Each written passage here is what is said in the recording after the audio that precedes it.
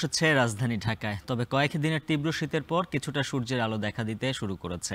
রাজধানীর সংসদ ভবন এলাকায় শীতের খবর জানাতে আছেন সহকর্মী মাঝার মাহবুব। বিস্তারিত জানবো তার কাছ থেকে। মাঝার, জানাবেন, সূর্যের দেখা তো মিলল, তাপমাত্রা বাড়া কমা নিয়ে আবহাওয়া অফিস কি বলছে?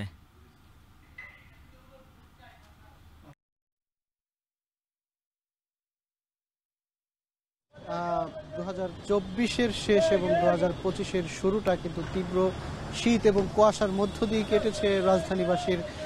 তবে আজ টানা 3-4 দিন পর কিন্তু সূর্যের দেখা পেয়েছে রাজধানীবাসী। সেই জায়গাতে আমরা দেখেছি যে বেলা বাড়ার সঙ্গে সঙ্গে কর্মচাঞ্চল্য যেই রাজধানীতে সেটিও কিন্তু ফিরতে শুরু করেছে। যেমনটা আসলে গরমকালে আমরা সকাল 7টার মধ্যে যেই রোদের দেখা পাই, সেখানে কিন্তু সকাল 10টা বেজে গিয়েছে। তবে 3-4 দিন পরে কিন্তু রোদের দেখা মিলেছে।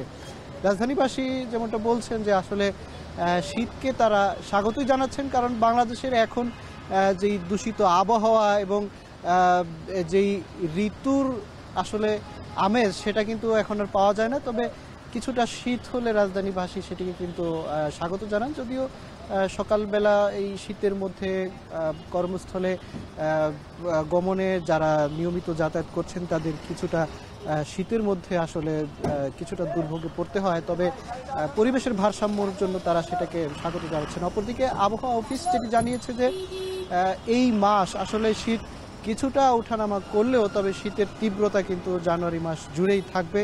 এবং ইতিমধ্যে আবহাওয়া অফিস যেটি জানিয়েছে যে 13টি জেলায়, রংপুর সহ খুলনা, যশোর অঞ্চলের 13টি জেলায় তীব্র শৈত্যপ্রবাহ, যেমন 6 তাপমাত্রার মধ্যে থাকলে আসলে তীব্র শৈত্যপ্রবাহ। তবে সবশেষ গতকালকে যেই খবরটি ছিল যে 8.3 তাপমাত্রায় ছিল, সেখানে তীব্রতার শৈত্যপ্রবাহ না হলে মাঝারি ধরনের শৈত্যপ্রবাহর মধ্যে কিছুটা ছিল। তবে সেই জায়গাতে আজকে সকালে যেমনটা জানা গেছে যে রংপুর এলাকাতে 9 তাপমাত্রা 9.এর ওপরেই আছে। অপরদিকে ঢাকার টাঙ্গাইল অঞ্চলে আজকে আবহাওয়া অফিস যেমনটি জানিয়েছে যে 12-র মধ্যে থাকতে পারে এবং ঢাকার মধ্যে 21 পর্যন্ত তাপমাত্রা উঠতে পারে।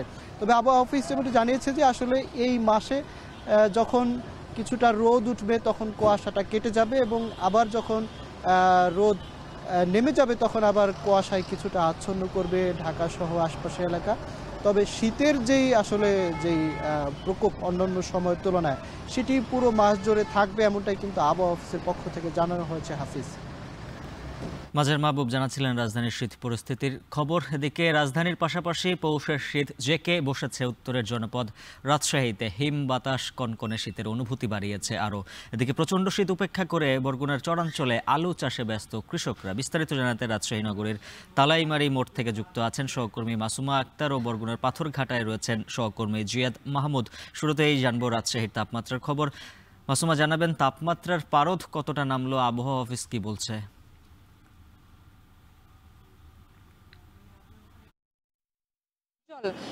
পদ্মা পার ঘেঁষে জনপদ রাজশাহীতে কিন্তু পৌষের মাঝামাঝিতে এসে আসলে শীত পুরোপুরি জেঁকে বসেছে এবং এতে করে জনজীবনের যে ভোগান্তি সেটিও বেশ খানিকটা বেড়েছে। ভোর থেকে হিমশীতল আবহাওয়া থাকছে এবং বেলা বাড়ার সাথে সাথে আসলে সূর্যের দেখা কিন্তু মিলছে প্রতিদিনই।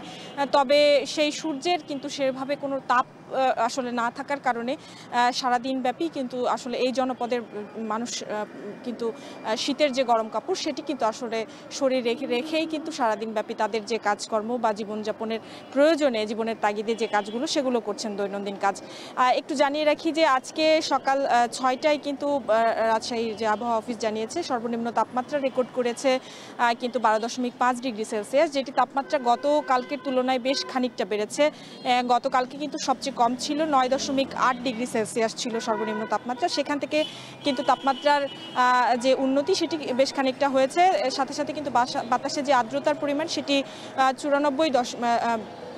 সেটি কিন্তু 94% বলে কিন্তু জানা গেছে। এবং এই বাতাসে আর্দ্রতার পরিমাণ বেশি থাকার কারণে এবং পাশাপাশি আসলে সূর্য উঠলেও হিম শীতল যে বাতাস সেটি দিনব্যাপী কিন্তু প্রবাহিত হচ্ছে। এতে করে কিন্তু আসলে জনজীবনে যে শীতের তীব্রতা বা কনকনে শীতের যে অনুভূতি সেটি কিন্তু আসলে বেড়েছে। এতে করে নিম্ন আয়ের এবং যারা ছিন্নমূল মানুষ রয়েছেন তারা কিন্তু সবচেয়ে বেশি বিপাকে পড়ছেন।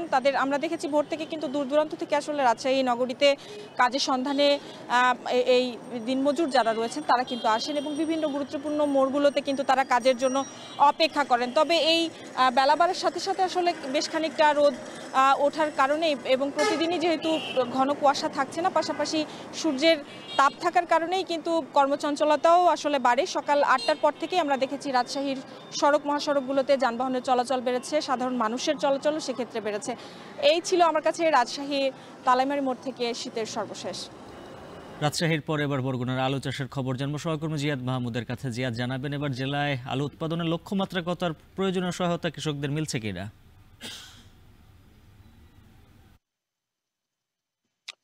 উজ্জ্বল, কয়েকদিন ধরে মানে বছরের প্রথম দিন থেকে আমরা দেখছি যে উপকূলের প্রকৃতি জুড়ে তীব্র ঠান্ডা অনুভূত হচ্ছে এবং কুয়াশাও রয়েছে। রাজশাহীতে যেমনটি শুনলেন সেখানে সূর্য উঠলেও বরগুনাতে গত দুদিন ধরে সূর্যের দেখা মিলছে না এখানে। এবং এই তীব্র ঠান্ডা কিংবা কুয়াশা ভেদ করে এখানকার যে কুয়াশাভেদী কৃষক রয়েছেন তারা ব্যস্ত সময় পার করছেন মাঠে, কেননা এখানকার যে চরাঞ্চলগুলো রয়েছে সেখানে আলু চাষাবাদ হচ্ছে। আলু সহ অন্যান্য উচ্চ মূল্যের যে ফসল রয়েছে সেগুলো চাষাবাদ করছেন কৃষকরা। আমি যেখানে রয়েছে এটি পাথরঘাটা উপজেলার রূপথান এলাকায় এবং এই রূপথানের পাশাপাশি আরো একটি গ্রাম রয়েছে কুবধান নামে, সেখানেও আলুর চাষাবাদ করা হচ্ছে এবং এবছর পাথরঘাটা উপজেলায় 540 হেক্টর জমিতে আলু চাষাবাদের লক্ষ্যমাত্রা নির্ধারণ করলেও এখানকার যে কৃষকরা রয়েছেন তারা 550 হেক্টর জমিতে আলুর চাষাবাদ করেছেন, যেখান থেকে প্রায় 14 থেকে 15,000 মেট্রিক টন আলু উৎপাদনের আশা এবং সেগুলোর বাজার মূল্য হবে প্রায় 50 কোটি টাকা। এখানকার কৃষকদের সাথেও আমাদের কথা হয়েছে। কৃষকরা আমাদের জানিয়েছেন যে গত বছরের থেকে আলু চাষাবাদে প্রতি শতকে প্রায় 500 টাকা পর্যন্ত ব্যয় বেড়েছে। গত বছর যেখানে 2,500 টাকা খরচ যেত প্রতি শতকে আলু চাষাবাদ করতে, আলুর বীজ, সার, কীটনাশক কিংবা সেচ বাবদে, বর্তমানে সেখানে এবছর প্রতি শতক জমিতে 3,000 টাকা খরচ যাচ্ছে এবং 3,000 টাকা খরচ গেলেও কৃষকরা 5 থেকে 6 মণ আলু উৎপাদন করবেন প্রতি শতক জমি থেকে, যেগুলোর বাজার মূল্য প্রায় 7,000 টাকা। দেখা যাচ্ছে যে প্রতি শতক জমি থেকে কৃষকরা প্রায় 3 থেকে 4,000 টাকা মুনাফা অর্জন করবে। এবং কয়েকদিন আগে কৃষকদের যে অভিযোগ ছিল যে আলুর বীজ সিন্ডিকেট করে এখানকার যে অসাধু ডিলাররা রয়েছেন তারা দাম বাড়িয়েছেন, সংকট দেখাচ্ছেন। তবে কৃষি সম্প্রসারণ অধিদপ্তর বিশেষ করে পাথরঘাটা কৃষি বিভাগ তারা আমাদের জানিয়েছেন যে তারা অসাধু যারা ডিলার রয়েছেন তাদেরকে তাদের বিরুদ্ধে অভিযান পরিচালনা করেছেন এবং অনেককে জরিমানা করেছেন। বর্তমানে আলুর বীজের দাম স্বাভাবিক রয়েছেন। তো এখানকার কৃষকদের সার্বিক সহায়তা দেওয়ার জন্য এখানের যে কৃষি বিভাগ রয়েছেন তারা সোচ্চার রয়েছেন, তারা তাদের দিক নির্দেশনা পরামর্শ দিচ্ছেন এবং কৃষি সম্প্রসারণ অধিদপ্তর জানিয়েছেন যে যেহেতু রূপধান কুবধান এলাকায় পাথরঘাটায় বিশেষ করে আলুর উৎপাদন ব্যাপক পরিমাণ হয় এবং এই আলুর প্রসার করে ঘটাতে তারা বরগুনার অন্যান্য উপজেলায় তারা কৃষকদের পরামর্শ দিয়েছেন এবং তাদের যে অন্যান্য সাহায্য সহযোগিতা রয়েছেন সেগুলো অব্যাহত রেখেছেন, যাতে বরগুনার সব উপজেলায় আলুর ব্যাপকভাবে ফলন আশা করা যায়। এই ছিল বরগুনার পাথরঘাটা উপজেলার রূপধান এলাকা থেকে আমার কাছে আলু চাষাবাদের সবশেষ তথ্য। সহকর্মীদের মাধ্যমে জানাচ্ছিলাম শীত পরিস্থিতি ও বরগুনার আলু আবাদের খবর। এখন বাণিজ্যে নিচ্ছে একটা বিরতি, ফিরছে একটু পর।